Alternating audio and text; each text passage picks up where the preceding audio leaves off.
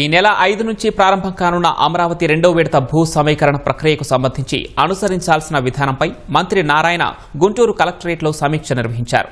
ఈ సమావేశంలో ఎమ్మెల్యేలు భాష్యం ప్రవీణ్, తెనాలి శ్రావణ్ కుమార్, సిఆర్డీఏ కమిషనర్ కన్నబాబు, గుంటూరు, పల్నాడు జిల్లాల కలెక్టర్లు, రెవెన్యూ అధికారులు పాల్గొన్నారు. రాజధానిలో అంతర్జాతీయ విమానాశ్రయం, క్రీడానగరం, స్మార్ట్ పరిశ్రమల కోసం భూములు సమీకరిస్తున్నట్లు మంత్రి నారాయణ తెలిపారు. ఇప్పటికే నిర్వహించిన గ్రామ సభల్లో రైతులు భూ సమీకరణకు సమ్మతించినట్లు తెలిపారు. భూ సమీకరణ కోసం గ్రామాల్లో ప్రత్యేక కార్యాలయాలు ఏర్పాటు చేస్తున్నట్లు చెప్పారు. మొదటి విడతలో భూములిచ్చిన రైతులకు సంబంధించిన సమస్యలు పరిష్కరించేందుకు త్రిసభ్య కమిటీ పనిచేస్తోందన్నారు.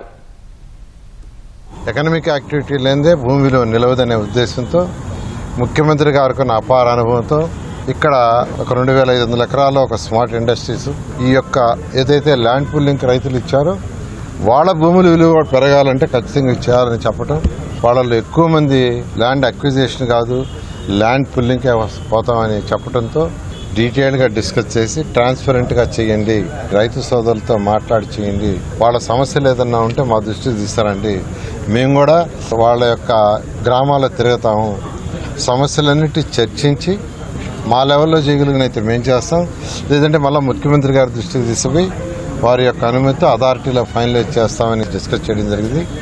అదేవిధంగా అనుభవం ఆఫీసర్లను అపాయింట్ చేయమని వారికి ఒక దిశానిర్దేశం జరిగింది.